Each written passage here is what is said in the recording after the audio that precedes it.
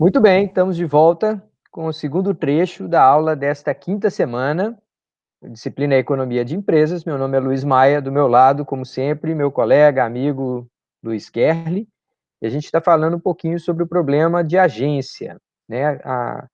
Mais um aspecto de como que a empresa constitui uma solução muito única, muito interessante para uma série de problemas da organização econômica. Então, sem mais delongas, vou passar a bola aqui para o professor Kerli e vou compartilhar a tela logo para a gente começar os comentários, tá bom?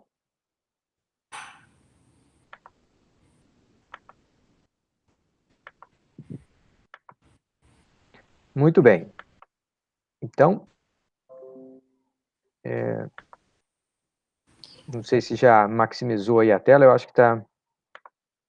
Tá bem, dá para ver, tá bastante Pronto. bem. Então, Onde a gente parou aqui? sim, então vamos terminar a nossa apresentação nos vídeos de economia de empresa, referente a problema de agência.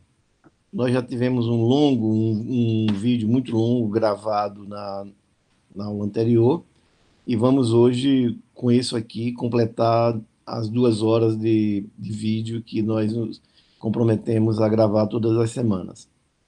Ok, na aula passada, nós fizemos um levantamento que veio mostrando como essa o problema de agência apareceu no começo do século XVII, com a Companhia das Índias Orientais, e nos orgulhamos que a Companhia das Ilhas Ocidentais, que de alguma forma replicava a Companhia das Índias Orientais, só que agora voltadas para o Ocidente, ou mais claramente voltada para o Brasil, que era um objetivo claro da Companhia das Índias Ocidentais, a exploração do Brasil.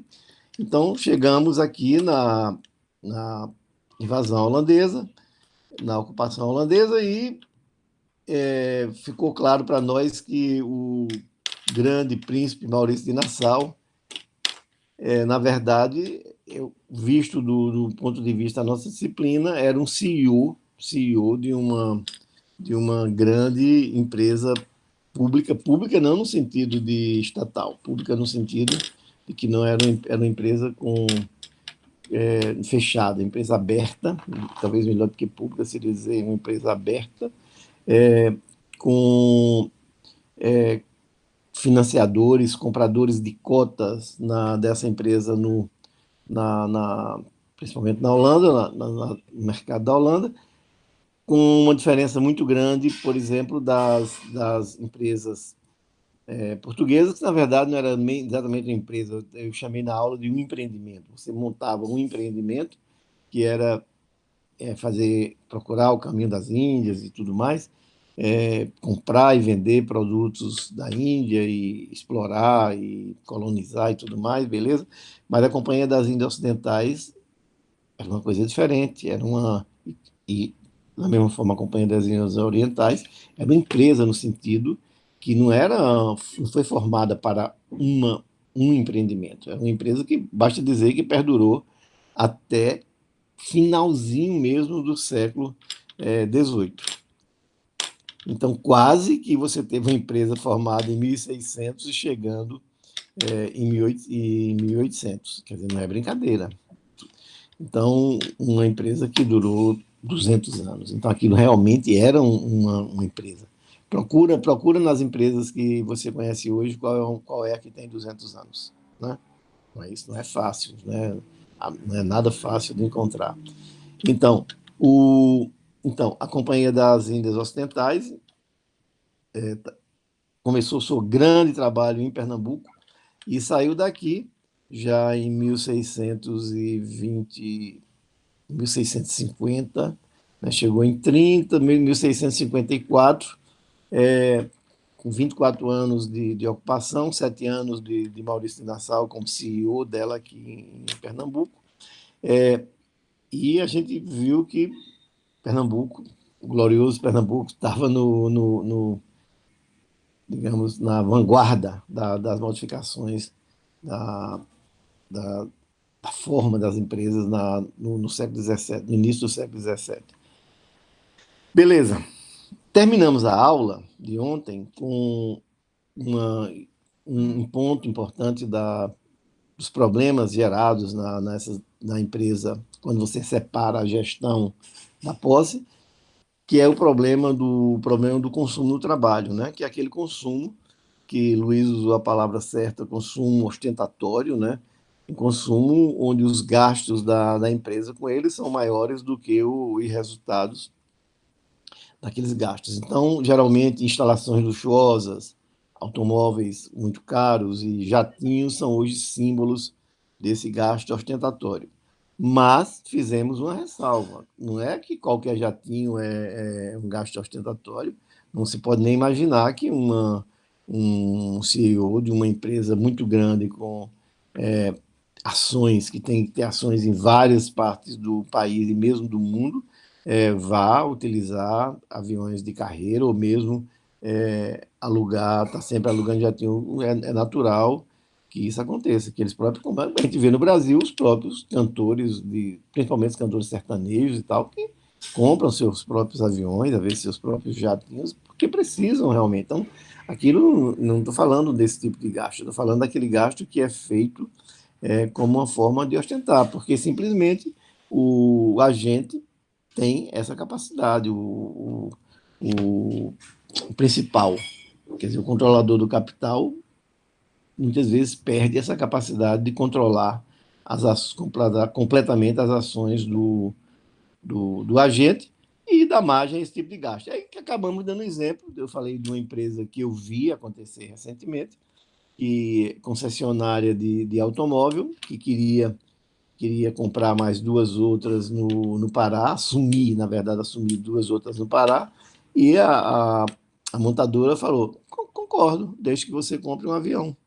Aí você, pô, uma empresa comprar um avião. Mas não é isso. Um avião do tipo que ele comprou é o preço de dois carros de luxo que ele compra. Quer dizer, compra um avião usado, dois carros, preço de dois carros de luxo, sim.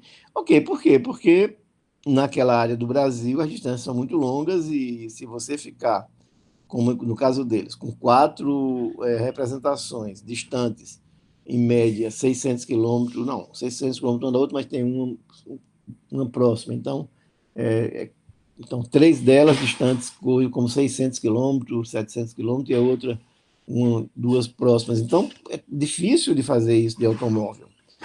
Então, eles compraram. Então, qual é a conta que... E no caso deles, ela claramente não tinha nada a ver com consumo conspícuo.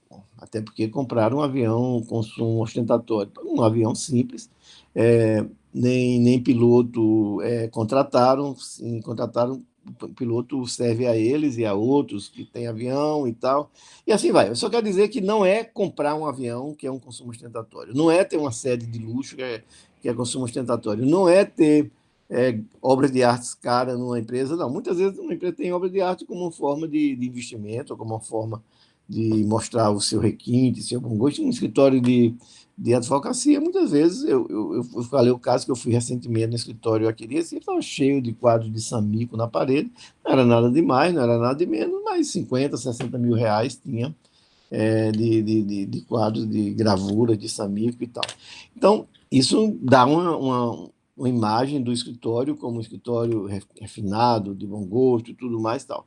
Então, está aí uma regra muito simples para determinar se um produto é ou não ostentatório, no caso da compra desse avião que eu vi. Então, eu estou chamando do valor presente do tempo ganho pela empresa, devido à compra do avião. Quando eles compram o avião, o que é que aconteceu? Agora, ele vai poder, digamos, no mesmo dia, se for o caso, visitar duas empresas ou fazer um programa dessa semana, vou visitar todas as empresas e trabalhar. Então, um ganho de tempo extraordinário, porque o avião vai reduzir a menos da metade. Ele não é um avião muito rápido, mas eles andam a 300 quilômetros por hora. Quer dizer, 300 quilômetros por hora faz uma diferença muito grande num carro, por mais rápido que eles andem, e eles andam rápido, naquelas estradas 100, ou 100, não, 120, 140, 150, mas um avião que anda a 300 põe, né, melhora muito o tempo. Então, tem que ver o valor presente desse tempo. O que eu estou chamando de valor presente desse tempo? Ele vai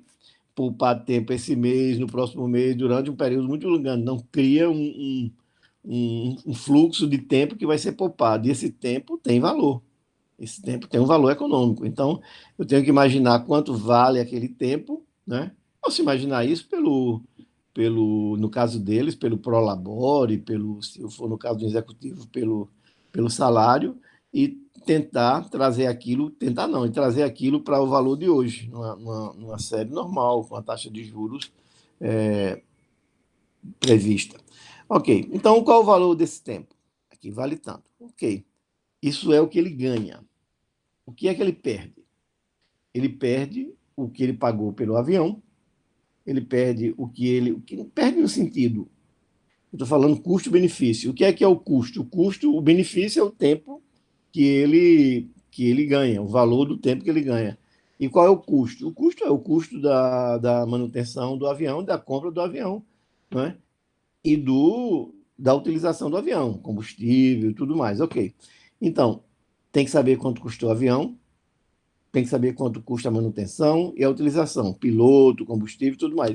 Ver também esse fluxo de gasto e ver quanto é o valor atual disso aí, digamos com a mesma taxa de juros. Ora, mas não é só comparar esse tempo com o custo do avião, tem também um ajustezinho para fazer, porque quando ele compra o avião, ele deixa de ter gastos que ele teria que ter com os automóveis, né? Que ele ia utilizar para fazer a viagem. Ele ia continuar viajando e pagando caro, né? Porque as distâncias são grandes e tudo mais. Então, tem que pegar o tempo que ele poupou e verificar se isso é menor ou maior do que o gasto total com o avião, menos a economia que ele fez com não utilizando mais o transporte aéreo. Então, o que ele gasta no avião menos o que ele gasta, deixou de gastar com o transporte terrestre, isso é o custo, né? O custo do avião menos o custo que ele deixou de ter com o transporte aéreo. O custo, o benefício, as horas poupadas. Ora, se esse benefício com as horas poupadas for menor do que esse custo líquido, significa dizer que aquilo ali é consumo no trabalho. Não tinha por que fazer aquilo. Era mais barato, então, continuar se locomovendo de carro. Claro, você pode sofisticar isso muito mais. Ah, não, mas daí o executivo vai se cansar muito menos. Não, você pode botar tudo isso no custo. Estou só dando a ideia de que se pode avaliar de maneira, e as empresas avaliam isso, e pode dizer, não, é mais caro, mas eu quero fazer esse custo ostentatório, porque no caso dessa empresa, algum custo ostentatório também faz parte do nosso interesse. Então, mesmo esse custo de ostentar, de mostrar, pode não ser um custo no trabalho, porque algumas empresas precisam de ter esse tipo de apresentação. Então, se você diz que uma grande empresa de advogados vem para Recife, acho pouco provável que vai dizer, mas tem uns prédios muito bons aqui na Encruzilhada. Sim, tem na Encruzilhada, mas ele precisa talvez ir para aquelas áreas de boa viagem, para aquelas áreas próximas dos shoppings, onde tem os grandes escritórios das grandes empresas, das empresas de advocacia. Então, isso não é custo, não é consumo no trabalho. Aquilo ali, aquela ostentação faz parte da necessidade da empresa. O que eu diria, o que a gente chama de custo ostentatório, é aquele custo que produz menos para a empresa do que o que ele custa, como no caso do avião. Se as horas poupadas, o custo das horas poupadas for menor do que os ganhos com as horas poupadas, for menor do que os custos líquidos com o transporte, então, nesse caso, a empresa teve o chamado consumo no trabalho. Beleza, com isso acabamos a aula passada e vamos iniciar a nossa aula hoje vendo quais são os mecanismos que as empresas utilizam para tentar, digamos que o principal, quer dizer, os controladores da empresa usam para tentar controlar o trabalho e resultados dos agentes. Ok, Para isso, nós vamos voltar pesado para o conceito de governança. Quer dizer, governança no sentido, aquele mesmo problema, aquela mesma definição de sempre. O sistema através do qual as empresas são geridas e controladas. Você pode dizer, são também o sistema que define os objetivos da empresa. Ok, pode estender um pouco a definição, não tem problema nenhum. Se você abrir o site das empresas de corporação, como é que chama? Sociedade Brasileira de Governança Corporativa, você vai ver que lá tem um monte de definição. Se for procurar em inglês, aí não acaba nunca a definição, mas no fundo, governança corporativa é aquele sistema através do qual as empresas são geridas e são controladas. Então, a governança, ela estipula direitos, né? Inclusive direito de propriedade, dizer, ó, para onde é que vão os lucros, como é que se distribui os lucros, como é que paga o salário, se os trabalhadores, se a mão de obra participa ou não participa dos lucros. Pronto, tudo. Inclusive, hoje, muito importante, a parte de compliance, quer dizer, como é que a empresa se relaciona com o sistema legal fora dela. Né? As empresas precisam cumprir as legislações. Isso tem que estar na compliance da empresa. As empresas precisam se ajustar aos valores do meio ambiente onde ele está trabalhando. Isso tudo faz parte do compliance da empresa. Então, a governança estipula isso, né? As obrigações, direitos dos participantes da empresa, incluindo os gestores, né? Quer dizer, como é que os gestores vão ser remunerados. Então, é a governança da empresa, e por isso que nós estamos começando a aula por esse ponto, é na governança que vai estar estabelecido como é que os gestores vão ser monitorados de alguma forma, como é que os gestores vão ser estimulados, tudo isso faz parte da governança. É por isso que estou insistindo e de começar a aula pela governança. E incluindo esses dois conceitos, né? Shareholders e stakeholders. Quer dizer, shareholders, eu estou chamando shareholders, eu estou chamando os controladores das ações e os stakeholders dos interessados, diretamente interessados na empresa. Os shareholders, eu estou falando, separando aí os controladores da empresa, os que possuem controle, as ações da empresa. Stakeholders, aí você pode incluir, aí você inclui com certeza os trabalhadores, você inclui as empresas que fazem controle, quem se relaciona direto e às vezes indiretamente. Você pode, as agências de controle estatais, quer dizer, uma visão muito mais aberta das empresas. E hoje um dos grandes debates na teoria da empresa é o debate se as empresas são maximizadoras dos interesses dos shareholders, no caso, maximizadora do lucro, ou se elas são maximizadoras dos interesses dos stakeholders, e aí dos interesses dos trabalhadores, dos interesses dos bancos que financiam, dos credores, dos interesses da sociedade de uma maneira geral que é atingida pela sua ação. Então, esse conceito de shareholders e stakeholders é muito bom, todo mundo se imbuir desse conceito e não é se imbuir, compreender claramente esse conceito, porque ajuda você a entender muita discussão. É uma discussão muito comum hoje em dia dizer, mas o que é a empresa? A empresa deve estar ligada para shareholders, ligada para stakeholders, não sei. Luiz, eu até acho que podia, talvez, mostrar aquele artigo que eu escrevi sobre a ponte, aquela ponte, discutindo um pouco a Lava Jato, que no fim tem uma discussão sobre empresas controladas por shareholders ou empresas que levam em conta os stakeholders e tal. Talvez, vamos fazer isso, né?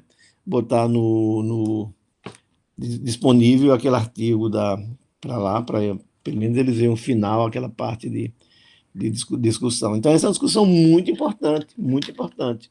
Quer dizer, Podemos finalmente. colocar, você está pensando em colocar no blog, não é isso? No blog, Tá. Então, Quem quiser ler, deve ver um pouco lá. Então, essa discussão está em todo canto, está em todo canto. Toda vez que uma discussão sobre empresa vem, aí vem, pô, mas a empresa não tem que cuidar somente dos shareholders, a empresa tem que ter uma visão mais aberta, olhar os interesses dos stakeholders e tal. Essa discussão é uma discussão moderna e não é uma discussão que vai acabar nem tão cedo, né? Então, é bom que a gente ponha esses pontos aqui.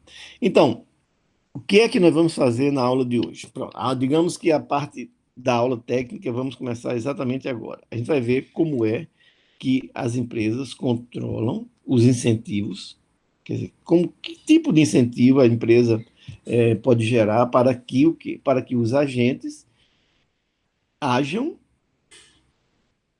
em função dos interesses dos principais, né? Pode ser shareholders ou mesmo no conceito mais geral do stakeholders. Ok. Esse é o ponto. Como é? Então precisa. Que tipo de incentivo a empresa pode fazer?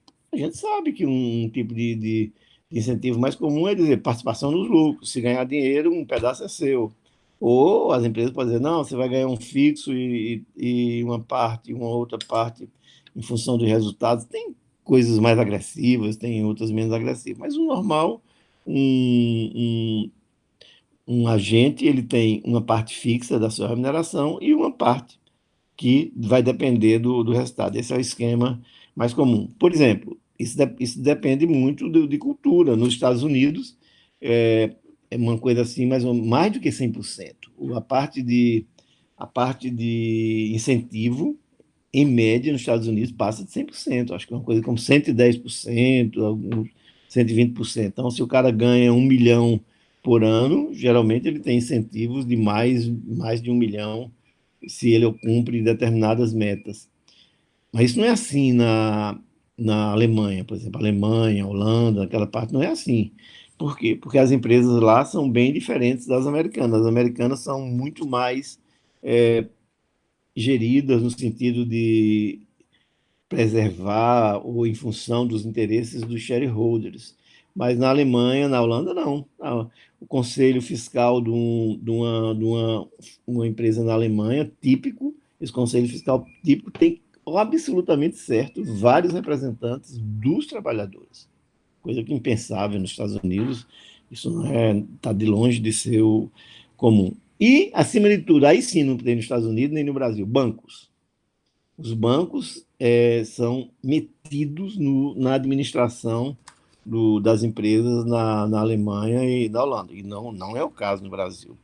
Então, essa visão de stakeholders, os bancos são claramente stakeholders, os trabalhadores são stakeholders, então, essa visão nos Estados Unidos é bem diferente, centrada nos shareholders. Mas, mesmo assim, uma coisa discutida e está avançando um pouco na direção dos stakeholders, dos interesses dos stakeholders também. E na Alemanha, Holanda, aquela parte da Europa mais rica, a empresa é gerida muito mais em função dos interesses dos stakeholders. Então, o que acontece é que nos Estados Unidos, geralmente, a parte de incentivos passam do valor do salário fixo, enquanto que na Alemanha fica cerca de um terço do valor em média, em média. Então, se o cara tem um salário anual, que geralmente também são menores, de 500 mil na Alemanha, ele tem tipo 150 mil euros de bônus. É diferente dos Estados Unidos. Se ele ganha 1 milhão de salário, geralmente ele tem 1 milhão, 1 milhão e 200, 1 milhão então, em média de bônus se como determinadas metas. Então é isso. Quer dizer, nós vamos precisar do conceito de governança, quer dizer, tudo isso faz parte da governança da empresa, por isso que a gente gastou esse tempo discutindo governança, aprofundando as ideias de governança, porque tanto uma pessoa que estuda administração, que vai trabalhar na área, quanto um economista não pode estar fora dessa ideia. Os administradores, porque isso é a prática das empresas, e os economistas, porque essa discussão teórica ele vai encontrar em todo canto, qual é o objetivo da empresa. Se ele for pela teoria que se aprende em micro 1, micro 2, vai dar, não tenho dúvida, vou maximizar o lucro e tal. Mas se ele começar a estudar custo de transação e principalmente custo de agência, essa ideia deixa de ser a ideia a mainstream, ok?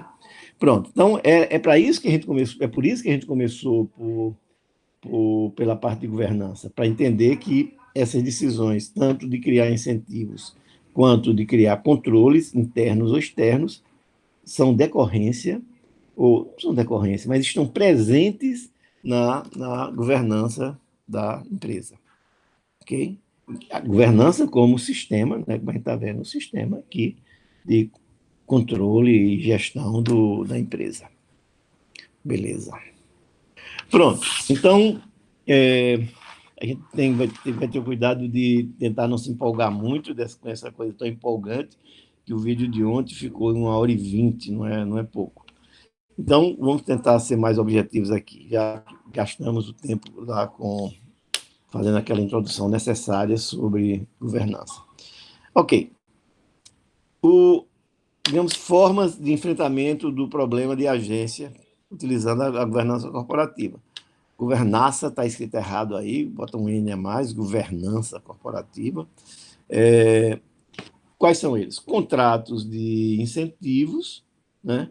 Monitoramento interno e monitoramento externo. Isso mesmo.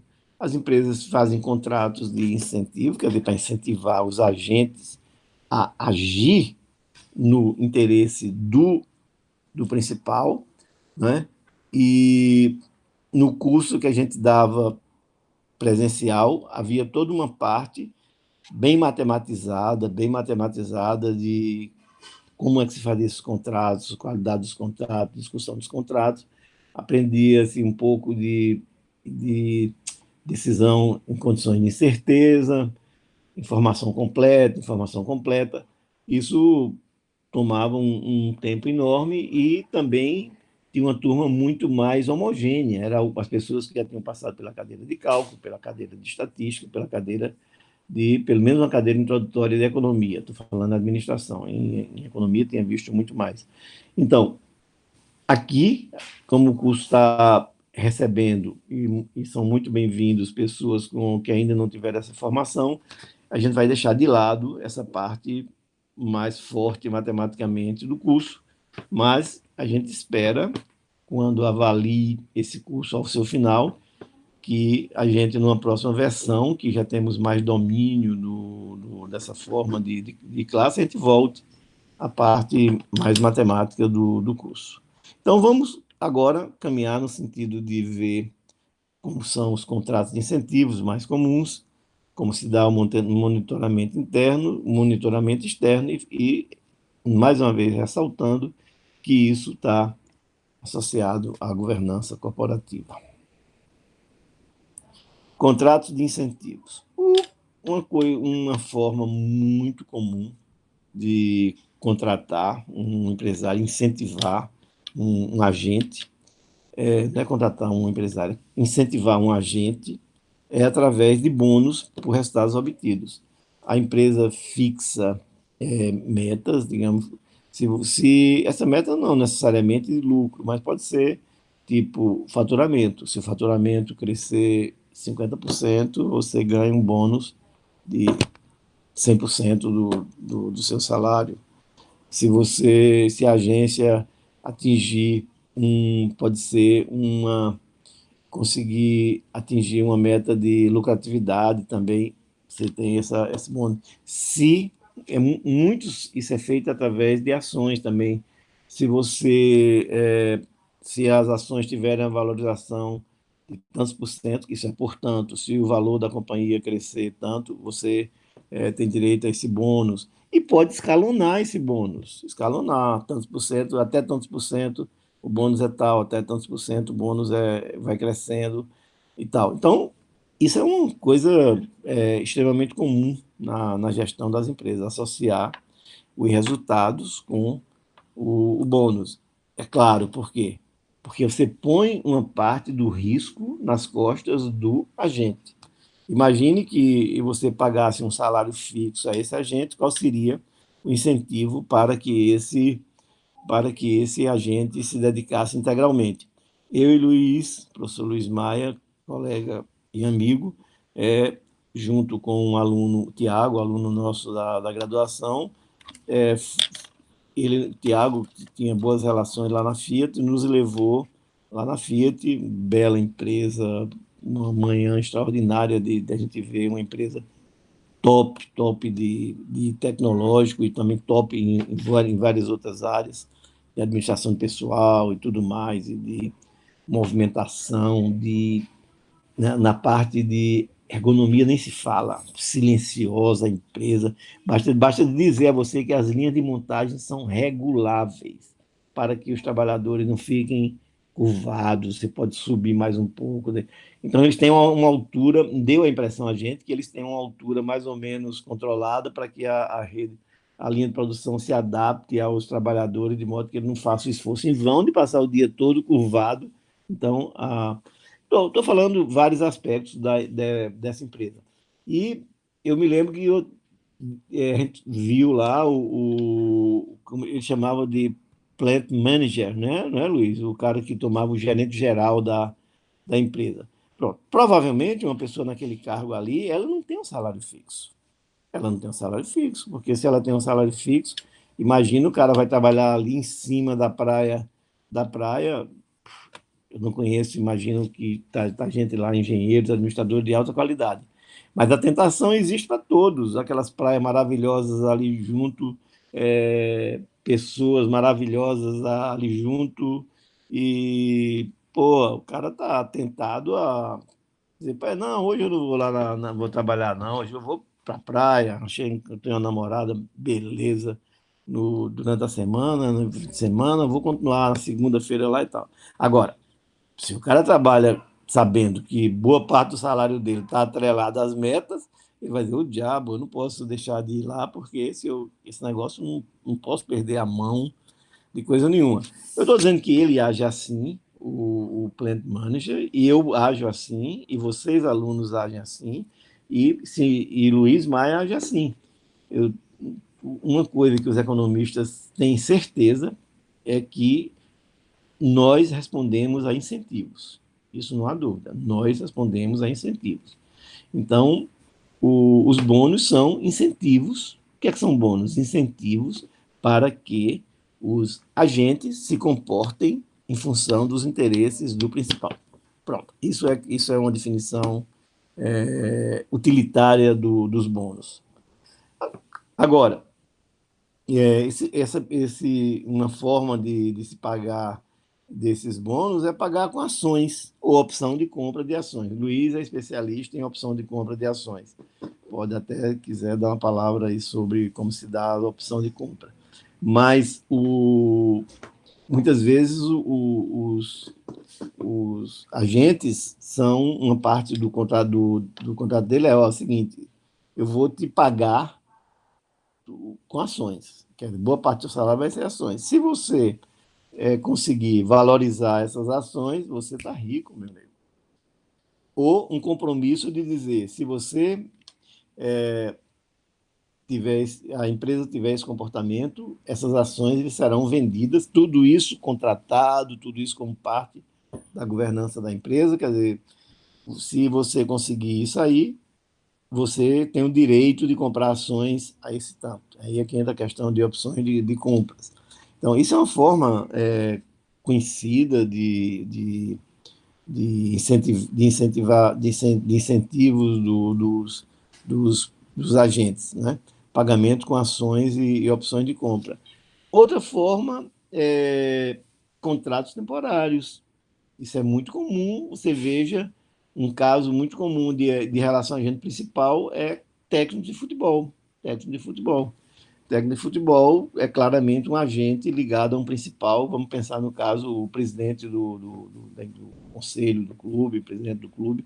Quer dizer, e é muito comum esse tipo de contrato temporário. Ninguém contrata um técnico, eu acho que não contrata um técnico, Luiz que é diretor fundador e um dos 50 torcedores do América. O América Mineiro tem 50 torcedores, Luiz Maia é um desses 50. Mas é quase impossível que o América contrate um técnico por tempo indefinido. Então, esse tipo de contrato é um contrato temporário. E um contrato temporário é uma forma também de pressionar o, o agente no sentido dos interesses do principal. Dizer, tu tem esse tempo aqui para responder a essas demandas. Você vai ser avaliado pelo resultado aí nesse tempo.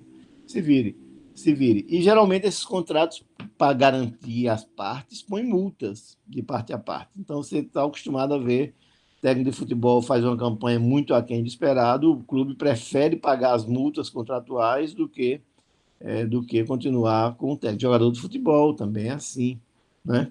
Então, por aí vai. Então, contratos temporários são uma forma também bastante usual das empresas criarem incentivos e criarem formas de controlar o trabalho dos seus agentes. Dos seus... Estou falando aqui CEO se relacionando, tal, mas a gente pode imaginar isso, já falei, a relação de um gerente com um subgerente também pode ser visto como uma relação de agente principal, né? Isso, tô fazendo essa explanação porque a gente tem que olhar para alguma coisa. Estou olhando para um geral, a relação entre o CEO e os controladores, digamos, o presidente do conselho da empresa e tal. Ok, mas o fato é que a empresa tem que criar alguns mecanismos para fazer isso. Tem problemas sérios. Por exemplo, é que um problema mais grave que você tem que pensar é que existe o chamado Estado do Mundo. O Estado do Mundo significa o mundo exterior à empresa. Então, uma empresa pode ter resultados muito bons com um CEO muito ruim. Por quê? Se você pegar uma época que a economia dispara, o setor que ele trabalha dispara, o cara pode tomar decisões longe de ser as melhores decisões e chegar no fim do ano, bater as metas dele sobrada. Por quê? Porque o Estado do mundo, quer ver, puxou todas as empresas daquela indústria para cima e ele embarcou nessa. Como também pode ter o movimento contrário, você pode ter todas as empresas se dando mal, né? Você fez o serviço todo bem feito, cumpriu tudo, beleza, mas se deu mal. Se deu mal por quê? Deu mal por quê? Porque naquele momento o chamado Estado do Mundo lhe levou, lhe arrastou. Você não vai esperar que as empresas do Brasil em 2020, quer dizer, o cara que tinha como meta no começo do ano crescer o faturamento em 30%, imagine que com o que aconteceu, quer dizer, o estado do mundo modificou-se extraordinariamente com a pandemia, de uma forma que ninguém nunca viu. Então, as empresas têm que encontrar alguma forma de administrar, de se livrar desse problema. E, geralmente, uma coisa que se faz é estabelecer grupo de referência. Dizer, ó, você vai ser avaliado, por exemplo, vamos pensar no caso de que o bônus vai para um share do mercado. E diz a você, ó, se você aumentar o share do mercado, beleza. Então, digamos, numa época que todo mundo cresce, o cara pode não ganhar, porque ele cresceu, mas os outros cresceram mais, e ele diminuiu o share do mercado. Aí o cara vai dizer, porra, mas eu cresci, a empresa cresceu e eu não ganho, meu filho. Você cresceu, mas também todo mundo cresceu. Então, provavelmente não foi benefício seu, não foi ação sua. Então, e a mesma coisa também agora. Digamos que o cara tem o share, quer dizer, a participação dele no mercado como meta, e chega no final desse ano vai dizer, porra, a empresa baixou 20% do faturamento. Sim, baixou 20% do faturamento, mas aumentou 5 pontos no share. Quer dizer, caiu todo mundo, mas o cara foi competente, caiu menos do que os outros. Então ele pode a empresa cair e ele ganhar os incentivos por conta que os incentivos estão estabelecidos tendo grupos de referências para comparar. Você vai ser comparado com as empresas do nosso ramo, ou com nossos concorrentes. Então, os contratos um problema sério com todo tipo de bônus, de incentivo, claro, tem sempre o seu lado negativo. Mas os lados positivos superam de modo que eles são sempre usados. Mas, por exemplo, vou dar um exemplo de bônus. O cara diz, ó, se aumentar o faturamento em 50%, 60% ou em 10%, 20%, você tem direito a um bônus de 50% ou 60% do seu salário. Ora, você imagine, chega no... Quem tem experiência em empresa sabe que no final do ano é uma correria, né? Um pau de quê? Os fornecedores, todo mundo tentando enfiar produto e tal. Por quê? Porque ele tem metas de venda no ano. Então, cada um é uma briga, cada um empurrando o produto lá. E aí é muito comum que no desespero do final do ano o cara dá descontos enormes.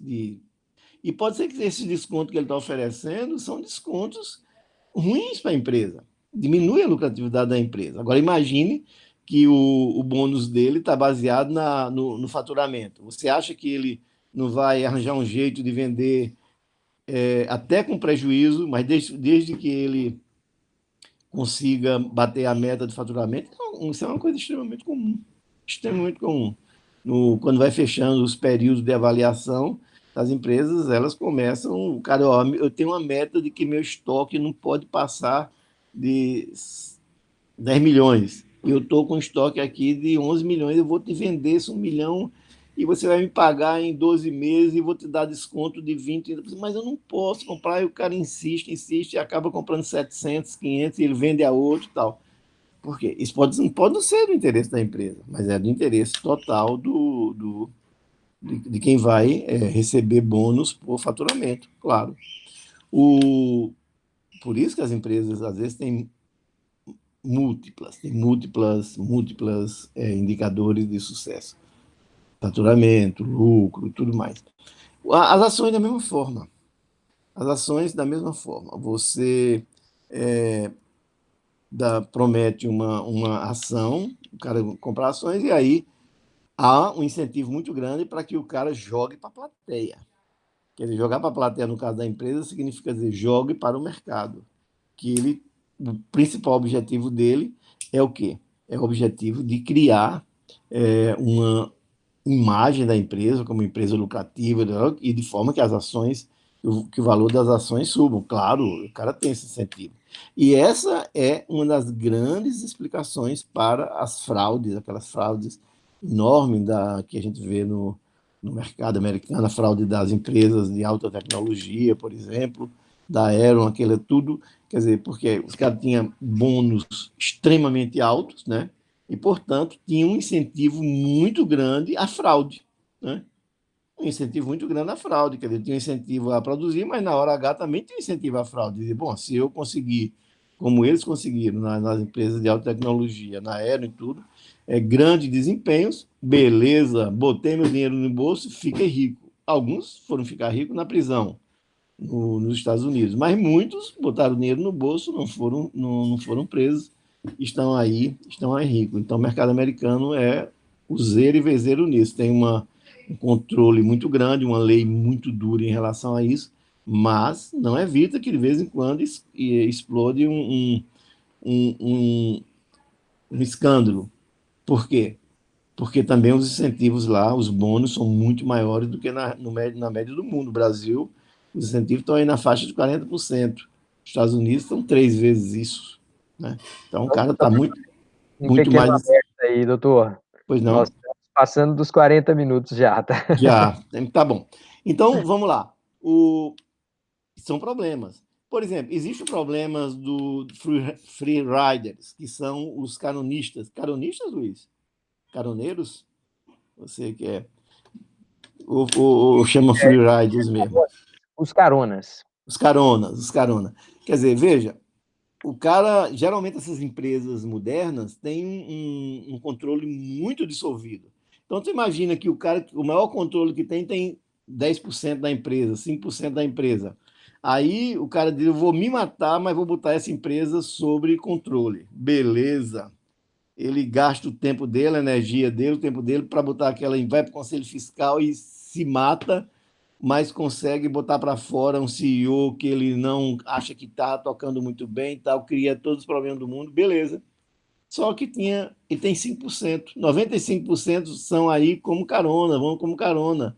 Esse é o problema exatamente dos free riders, quer dizer, os caras que esperam que os outros façam por ele. Então, esse é um problema também nas empresas modernas, do agente principal, é que free rider, tudo que quer é que os outros briguem, que os outros controlem para que aumente o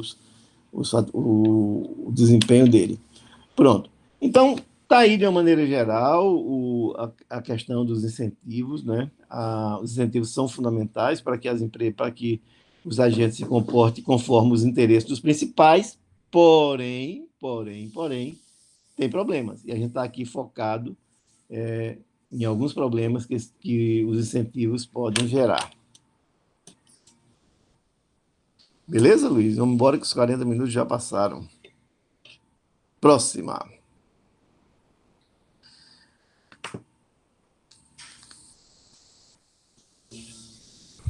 Então, incentivos muito grandes podem levar a comportamentos Apareceu aí na fraudulentos. tela os problemas?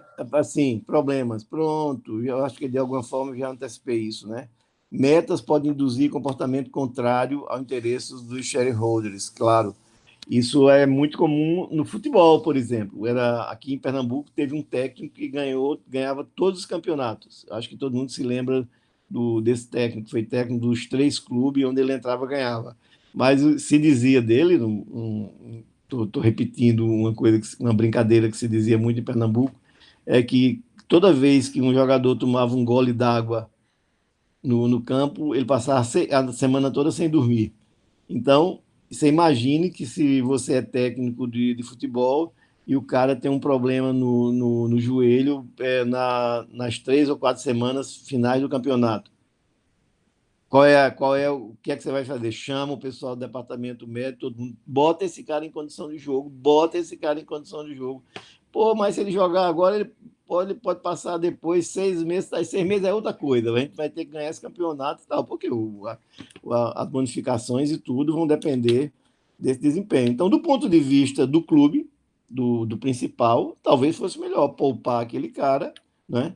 E deixar para o outro campeonato. Mas do ponto de vista do técnico, cujo contrato vai se encerrar naquele campeonato, o incentivo dele é para fazer o quê? Levar o cara até o limite. Então, está aí claramente uma briga entre interesses do principal e interesses do agente. Então, o técnico é o agente, isso era muito comum antigamente, quando o antidoping era menos forte, os técnicos dopavam as equipes nas decisões e tudo, ficavam naquele meio termo entre o que é legal, o que não é legal e tudo. E hoje isso é muito mais difícil, porque a análise é muito mais rigorosa e tudo mais. Mas isso sempre houve no futebol. Como também utilizar um jogador no limite. Hoje os jogadores também têm agentes que ficam dizendo, não, não joga, que vai estourar o jogador e tudo. Mas esse conflito está aí, que é o conflito entre os interesses do agente e o interesse do principal. Então, incentivo muito grande para levar a comportamentos fraudulentos, claro, o cara diz, pô, se eu fizer isso, eu vou ficar rico de uma vez por todas. Então, ele tem incentivos a fraudar. Ele pode agir contra os interesses dos shareholders, mesmo dos stakeholders. Ele pode tomar decisão, por exemplo, se o camarada está num determinado, tem como bônus o crescimento do share de uma empresa, ele pode tomar a decisão, o CEO pode tomar a decisão de comprar um concorrente, mesmo que aquela compra seja uma compra ruim. É claro, isso tem que passar pelo Conselho Fiscal, mas geralmente as pessoas, isso é um jogo de pressão dentro do Conselho. Mas o fato é que o cara consegue comprar, consegue bater as metas dele, consegue aparecer no mercado como um grande CEO e tudo. E no futuro, se aquela fusão, se aquela compra ou qualquer que seja o mecanismo de participação naquela empresa levar lucro para prejuízo, isso é no futuro. Ele já está noutra área, já embolsou os bônus dele, isso é outra coisa. Então, existem incentivos também para que o cara trabalhe contrário ao interesse dos shareholders, né?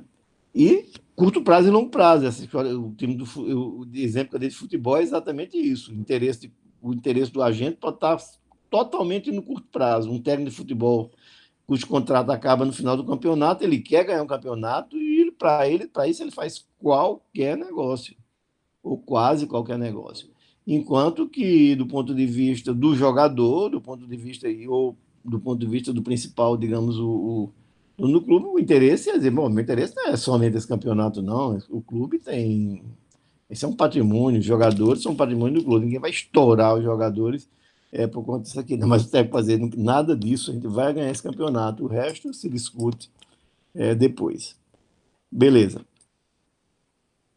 Uma outra forma, extremamente comum também através da governança, é o monitoramento externo. Então, as empresas contratam monitoramento por firmas de auditoria. Monitoramento para os analistas de mercado, monitoramento para os credores. Luiz sabe muito bem disso, passei o ano de 2019 acompanhando uma aquisição de uma empresa por um grupo, e esse monitoramento das firmas de auditoria era presente. A Deloitte vivia absolutamente dentro da empresa que estava sendo, para ter sido uma parcela adquirida. Por quê? Porque precisava auditar aquilo tudo. Mas, da mesma forma que tem isso, as empresas usam, os principais, os conselhos fiscais usam o serviço das empresas de auditoria, das grandes empresas, ou de auditores independentes, ou de advogados, para ir avaliando o desempenho da empresa. Porque, como se viu, uma das grandes vantagens de você, de agente principal, é que o principal não precisa entender do negócio. E hoje ele contrata esse monitoramento externo exatamente para fazer o trabalho que ele não sabe fazer, que seria o trabalho de acompanhamento. Isso também é feito, esse acompanhamento é feito pelos analistas de mercado. Os analistas de mercado vivem de vender, por exemplo, um dos produtos é indicação de investimentos. Então, eles monitoram a empresa o tempo todo, o resultado da empresa, lucratividade, ações. Luiz sabe de qual é salteado todos esses índices de empresa. Então, esse monitoramento também é uma forma de monitorar a empresa. Monitoramento por credores, isso não tem dúvida, também se ouvir durante todo o ano. Os credores em cima, vendo o movimento de venda da empresa, e os credores em cima, dizendo: epa, epa, epa, isso não pode, isso pode, isso não pode. Meu dinheiro está no meio também, meu dinheiro está no rolo, caso com muito menos poder do que um monitoramento de uma firma de auditoria que está sendo contratada para fazer aquilo, mas o monitoramento dos credores também é uma forma importante de monitoramento da empresa. Quer dizer, esse monitoramento externo existe, é utilizado pelas empresas de auditoria, especializados pelas empresas de análise financeira, é utilizado até pelas empresas de contabilidade, quer dizer, controla a contabilidade, tudo, quer dizer, as boas práticas, tudo isso faz parte do controle externo. Então, o controle externo é uma das formas que a empresa tem de tentar diminuir essa desvantagem da empresa que separou a gestão da posse, quer dizer, de alinhar os interesses dos agentes com os interesses do principal, ou pelo menos para barrar ou diminuir, ou para um pouco murchar um pouco as ações que os analistas externos, os responsáveis pelo monitoramento externo, dizem: isso não dá certo, isso está bom, está caminhando nessa direção, isso não está na direção correta. Quer dizer, dá elementos para que os agentes controlem o desempenho da empresa e, consequentemente, o desempenho do agente, né? Vamos para o nosso último ponto, né, que é o monitoramento interno. Pronto. O monitoramento interno é o monitoramento feito pelos acionistas. E aí o problema dos free riders que eu falei anteriormente. Quer dizer, os free riders são esses caras, os caroneiros, os caronas, que querem que você faça por eles. Esse é um problema. Pergunta, por que o funcionário público mexe no salário e eles são a grande maioria e você não vê muita movimentação? Por uma razão muito simples. Eu vou brigar para que meu salário mantenha e tal. Beleza, eu brigo, mas acontece que se eu brigo e ganho, tem milhões e milhões e milhões e milhões de caronas e freeriders que não brigam em coisíssima nenhuma e no final vai ganhar a mesmíssima coisa que eu ganho. Então, o monitoramento pelos acionistas é assim, ele é muito menor quando a empresa é familiar. Por exemplo, quando a empresa é familiar, esse monitoramento é muito, muito menor. Quando uma família controla, por exemplo, uma empresa, que tem 50%, 40%, uma parcela grande da empresa, aí, não, ela vai brigar, ela vai fazer, porque ela sabe que o que der ali, 70% é dela, 60% é dela, é diferente. Mas o natural hoje é que as empresas tenham, a aposta das empresas seja muito pulverizada. E por ser muito pulverizada, o problema dos free riders existe e isso dá folga aos agentes que dizem, bom, eu sei que ninguém vai vir se matar aqui porque não tem ninguém que seja mesmo o dono, né? E aí é isso que acontece. Quer dizer, por que esses CEOs se comportam como se fossem donos das empresas? Por isso. Uma das grandes explicações é essa. Porque a posse das empresas hoje é muito pulverizada. Como é muito pulverizada, o...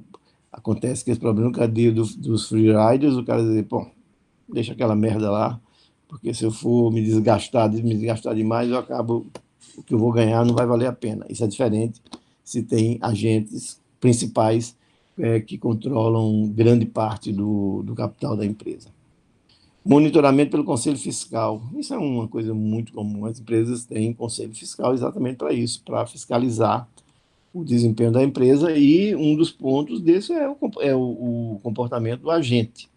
Né? Muitas vezes, esses agentes também fazem parte do Conselho Fiscal. O Conselho Fiscal, por exemplo, na Alemanha, que a gente vê aquela visão dos stakeholders, o Conselho Fiscal na Alemanha tem participação sempre do sindicato, dos trabalhadores daquela empresa, da sociedade civil, dos bancos, sempre dos bancos, que lá não tem essa restrição. Então, quer dizer, esse monitoramento pelo Conselho Fiscal na Alemanha, nessa parte da Alemanha, é muito mais rigoroso do que nos Estados Unidos, que o Conselho Fiscal não tem banco, não tem trabalhador, basicamente tem os shareholders e os agentes. Ora, os shareholders geralmente são donos de pequenas parcelas do capital, então esse monitoramento do Conselho Fiscal tende a ser mais forte, digamos, na Alemanha, Holanda, Bélgica e companhia, do que, por exemplo, nos Estados Unidos. Dois monitoramentos, centramento nos shareholders e centramento nos stakeholders. Eu não estava lendo essa parte aí, mas é o que eu acabei de comentar. Quer dizer, nos Estados Unidos, o monitoramento interno é centrado nos shareholders e na Alemanha, Estados Unidos, nos stakeholders. Quer dizer, um tem uma visão muito mais de maximizar o lucro da empresa, porque o lucro da empresa vai direto para os shareholders, ou quase diretamente, enquanto que esse modelo de stakeholders, geralmente significa que os lucros vão ser divididos parte com os trabalhadores, e pagamento e dos próprios bancos, financiadores e tal. Então, são duas visões. Quem vai prevalecer no futuro? Tem gente que acha que as empresas caminham cada vez mais para o modelo de shareholders, mas eu acho que existe uma certa maioria que acha que as empresas estão caminhando para um controle externo mais baseado nos stakeholders. Uma nota final é que a extensão dessa teoria da agência para outras áreas de estudos. essa teoria dos agentes principais, talvez das teorias de economia que tem aplicação mais extensiva. Dá, por exemplo, em medicina, teve um grande desenvolvimento a área de economia da saúde, olhando o médico como um agente, né? O principal é o paciente, o agente é o médico. Tem essa visão que foi muito frutífera, mas tá no teoria do esporte também, agente principal é uma coisa extremamente útil para entender as relações entre jogadores e clube, técnicos e clube, jogadores e técnicos, tudo isso. A teoria do agente principal ajuda muitíssimo. Tem áreas, uma área assim fortíssima, é claro que a gente pode ver, área de política, ciência política não se fala, agente principal. Quer dizer, o que é o principal? O principal somos nós que contratamos. Você pode olhar um executivo como o governador, o prefeito, tal como um CEO, que você dá um contrato a ele de tempo limitado e dá um poder enorme e tem conselhos para acompanhar, tem tudo, e você pode, isso em teoria política é um prato cheio, essa ideia de repetir todos esses problemas, por exemplo, de free riders, claro, você luta pelo governo, mas de todo modo você luta, mas a sua luta está um pouco limitada para você saber, peraí, meu amigo, eu sou um entre milhões de interessados nisso aí, se acontecer isso, a minha vida melhora, sim, mas também vai melhorar a vida de todos, de todos, de todos, que não lutam e tal. Então, o problema de free riders tem muito a ver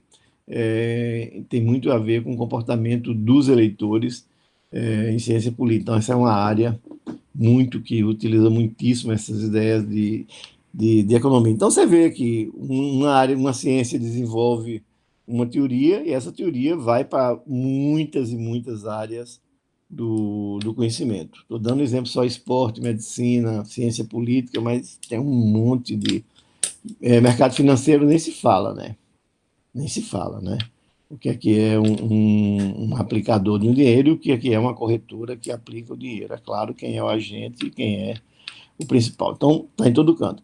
Por último, mas não por menor, a gente continua aqui mostrando que esses temas são temas novos e importantes. Importantes porque o tema do agente principal, teoria dos contratos, deu pelo menos 2 prêmios Nobel importantíssimos de 2016.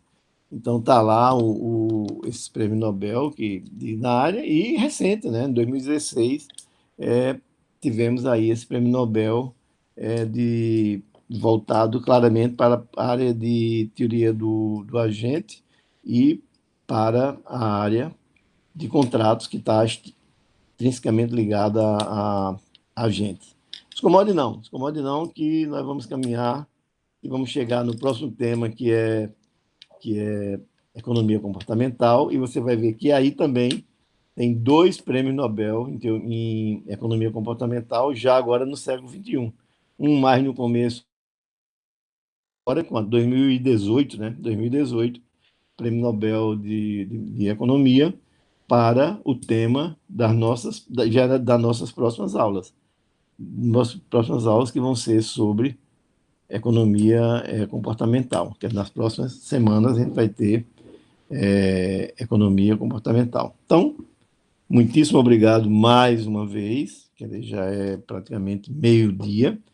Gravamos que dissemos que no máximo 40, chegamos a quanto? E 50, pelo menos? 1 hora. 1 hora, puta, não quero muito Vamos lá, falar. então. Agradecer a Beleza. todos, né? Obrigado a todos pela paciência de mais 1 hora de vídeo, né? E vamos nos preparar para nosso encontro síncrono na sexta-feira próxima. Luiz, bom dia, boa tarde Um e abraço para muitíssimo todos. obrigado e um abraço para todos. Tchau, tchau.